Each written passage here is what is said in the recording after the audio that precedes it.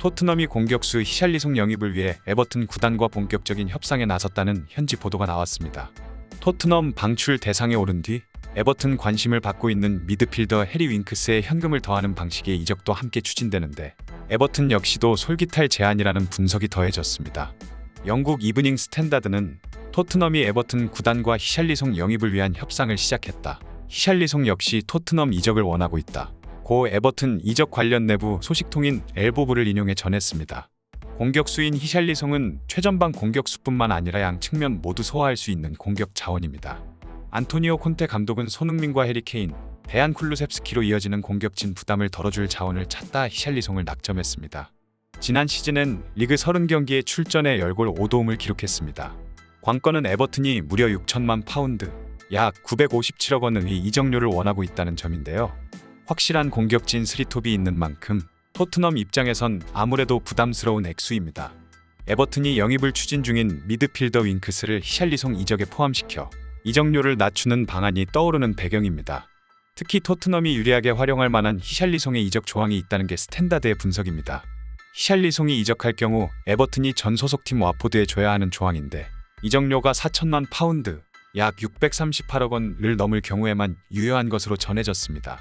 매체는 만약 히샬리송이 4천만 파운드 이상의 이적료를 통해 다른 구단으로 이적하면 이적료 10%를 전 소속팀인 와포드에 지급해야 한다는 조항이 있는 것으로 전해졌다. 윙크스에 현금을 더하는 방식의 이적이 에버튼의 환영을 받을 수 있는 이유라고 설명하며 윙크스가 딜에 포함돼 히샬리송 이적료가 4천만 파운드 밑으로 떨어지면 토트넘은 현금 지출을 줄일 수 있고 에버튼 역시 이적료 일부를 와포드에 주지 않아도 된다. 토트넘이 스왑딜 카드로 고려 중인 윙크스는 유스팀 출신의 이른바 성골 미드필더지만 부진한 경기력으로 주전 경쟁에서 밀리면서 방출 대상에 올랐다. 심지어 최근엔 이부 비수마가 영입되면서 올여름 토트넘을 떠날 가능성이 기정사실화된 분위기다라고 전했습니다. 이 외에도 재밌는 통계가 나왔습니다. 손흥민 선수에게 가장 많은 실점을 허용한 팀을 분석했습니다. 5위는 레스터 시티입니다. 총 14경기 동안 7골을 허용했습니다. 그 다음 공동 5위 팀이 2팀 더 있습니다. 웨스트햄 또한 15경기 동안 손흥민 선수에게 7골 7도움을 준 팀입니다. 다음은 맨체스터 시티입니다. 총 15경기 동안 7골을 허용했습니다. 2018년 19시즌 8강에서 챔피언스 리그 2차전에서 총 3골을 허용하기도 했습니다. 다음은 독일 도르트문트입니다. 손흥민 선수는 분데리스가 시절부터 도르트문트에 강했는데요. 총 12경기에서 9골을 넣었습니다.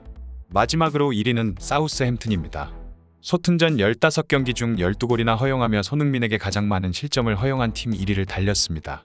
사우스햄튼이 1위를 할 수 있었던 이유는 손흥민 선수의 해트트릭 덕분이었습니다. 해당 장면을 담은 기사입니다.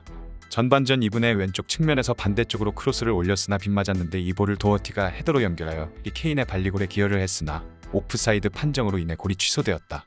그리고 전반전 내내 계속 수비가 뚫리고 중원이 지배당하는 등 시종일관 답답한 경기력으로 데니 잉스에게 선제골을 내주며 지난 1라운드 에버튼전처럼 패배가 재현되는 것이 아니냐는 우려가 있었다.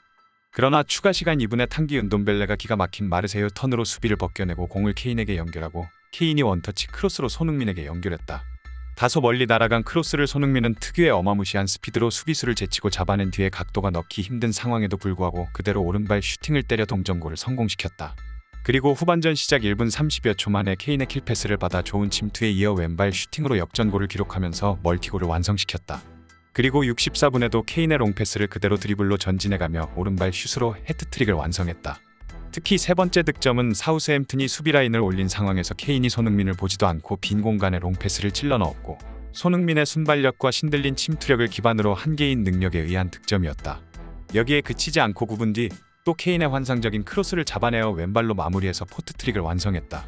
프리미어리그 진출 후 처음으로 한 경기 해트트릭과 추가로 한 골을 더 넣어 총 4골을 득점하며 사우스햄튼을 완전히 압도하였다.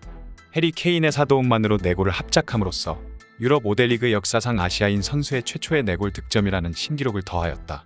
또한 이번 원정 경기 4골로 손흥민은 토트넘 구단 역사상 프리미어리그 원정 경기에서 4골 이상을 기록한 세 번째 선수가 되었다.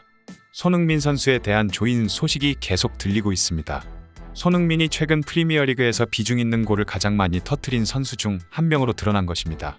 영국 스포츠키다는 2016-2017 시즌부터 프리미어리그에서 결승골을 가장 많이 터뜨린 선수 5명을 소개했습니다. 스포츠키다는 손흥민은 지난 5, 6시즌 동안 정상급 활약을 펼쳤다. 오프사이드 트랩을 돌파하는 능력이 있고 골문 앞에서 양발을 모두 사용할 수 있다. 최근 몇 시즌 동안 치명적인 골을 터뜨리며 팀을 도왔다며 손흥민의 득점력을 조명하며 기사를 써내려갔습니다. 손흥민은 지난 2016, 2017 시즌부터 프리미어리그에서 6시즌 동안 89골을 터뜨린 가운데 결승골을 28차례 성공시켰다. 손흥민이 성공시킨 3골 중 1골은 팀을 승리로 이끄는 결승골로 연결됐을 만큼 손흥민은 승부처에서 맹활약을 펼쳤다. 손흥민은 레스터시티의 제이미 바디와 함께 지난 6시즌 동안 프리미어리그에서 결승골을 가장 많이 터뜨린 선수 4위에 이름을 올렸다. 손흥민은 지난 시즌 프리미어리그에서 23골을 성공시켜 아시아 선수로는 역대 최초로 프리미어리그 득점왕에 등극했다. 손흥민은 프리미어리그 개인 통산 93골을 기록 중인 가운데 현역 선수로는 프리미어리그 100골 고지에 가장 가까운 선수이기도 하다. 손흥민과 바디가 최근 6시즌 동안 결승골을 28차례 터뜨린 가운데 리버풀에서 활약한 만에는 최근 6시즌 동안 결승골을 29번 성공시켜 프리미어리그에서 결승골을 가장 많이 터뜨린 선수 3위에 이름을 올렸다. 또한 리버풀의 살라는 최근 6시즌 동안 결승골을 34차례 성공시켜 결승골을 가장 많이 터뜨린 선수 2위를 기록했다. 최근 6시즌 동안 프리미어리그에서 가장 많은 결승골을 터뜨린 선수는 38골을 성공시킨 케인이었다. 손흥민을 포함해 최근 6시즌 동안 프리미어리그에서 결승골을 가장 많이 성공시킨 5명의 선수들은 최근 4시즌 동안 득점왕을 번갈아가며 차지하는 등 맹활약을 펼쳤다. 손흥민의 소속팀 토트넘은 다음 달 방안에 국내에서 2차례 프리시즌 경기를 치릅니다. 토트넘은 다음 달 13일 서울에서 K리그 올스타와 대결한 후 16일에는 수원에서 세비야와 경기를 치릅니다. 토트넘은 프리시즌 일정을 마친 후 오는 8월 6일 사우스햄튼을 상대로 2022 새 시즌 프리미어리그 첫 경기를 치릅니다. 손흥민 선수의 경기를 하루빨리 볼 수 있길 바라며 더 좋은 소식이 찾아뵙겠습니다. 구독, 좋아요, 알림 설정은 큰 힘이 됩니다. 감사합니다.